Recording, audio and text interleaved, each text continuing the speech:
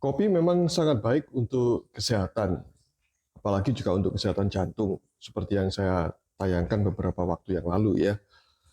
Tapi mengapa seperti yang diutarakan ini, sudah minum kopi tanpa gula selama 4 tahun, ternyata juga terjadi penyumbatan pembuluh darah, 5 lagi, sehingga harus bypass. Ya. Nah, kita tidak bisa mengandalkan satu unsur saja atau satu faktor saja. Misalnya kita hanya mengandalkan kopi saja untuk kesehatan kita, tanpa melakukan perubahan atau melakukan pola hidup dan pola makan yang baik. Ya. Dan ini yang menjadi pertanyaan, bagaimana pola makan dan pola hidup Anda? Nah, untuk mengetahui pola makan dan pola hidup Anda yang baik itu, apapun itu bentuknya, maka ada parameternya, yaitu parameter sindroma metabolik. Ada 5 parameter sindroma metabolik itu.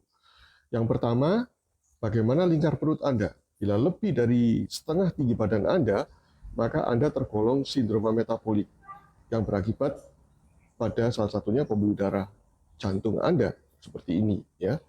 Karena itu ukur lingkar perut Anda. Apakah Anda termasuk sebagai orang yang mengalami obesitas sentral atau obesitas perut atau tidak? Sekali lagi, setengah dari tinggi badan Anda. Lebih dari itu termasuk obesitas sentral. Kemudian yang kedua adalah tekanan darah Anda. Coba cek tekanan darah Anda. Bila tekanan darah Anda lebih dari 130/85, maka Anda tergolong sebagai penderita sindroma metabolik juga. Yang ketiga adalah kadar gula darah Anda. Bila kadar gula darah Anda lebih dari 100 mg per desiliter untuk gula darah puasa, maka Anda juga tergolong sebagai penderita sindroma metabolik. Kemudian yang keempat adalah kadar lemak, yaitu trigliserida. Bila kadar TG Anda lebih dari 150, maka Anda juga termasuk orang yang berisiko terkena sindroma metabolik. Dan yang terakhir adalah kadar HDL atau lemak baiknya. Bila lemak baik ini atau HDL ini kurang dari 45 bagi Anda pria dan 50 bagi Anda yang wanita, maka Anda tergolong penderita sindrom metabolik. 3 dari 5 Anda termasuk dari kriteria tadi itu, maka Anda tergolong penderita sindrom metabolik positif, penderita sindrom metabolik. Salah satu akibat dari sindrom metabolik ini adalah serangan jantung dalam bentuk penyumbatan pembuluh darah koroner yang dialami oleh rekan kita seperti ini. Ya. Nah, lalu caranya bagaimana untuk mengatasinya? Silakan Anda melakukan berbagai macam pola diet. Yang penting 5 parameter ini tidak ada pada diri Anda. Ya. Salah satu yang saya tawarkan kepada Anda, ini gratis, free, yaitu melakukan pola diet ketofastosis. Ya. Apa itu?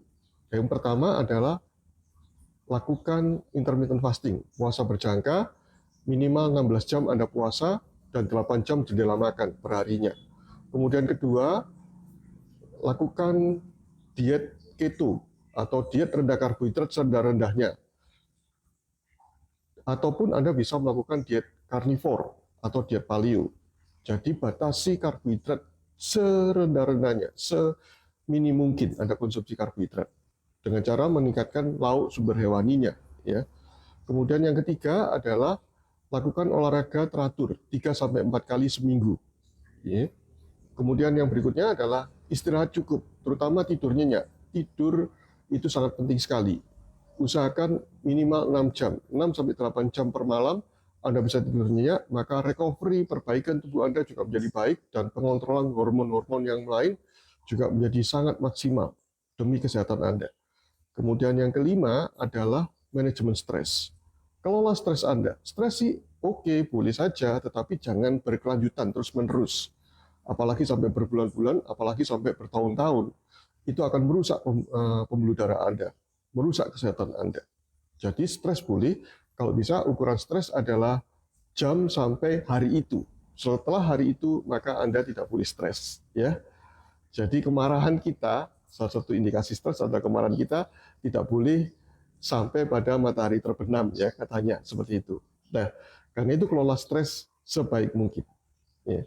Itu adalah tips ketofastosis yang Anda bisa lakukan untuk menghindari 5 parameter sindroma metabolik yang saya sebutkan tadi. Ya. Dan itu mencegah terjadinya penyumbatan pembuluh darah.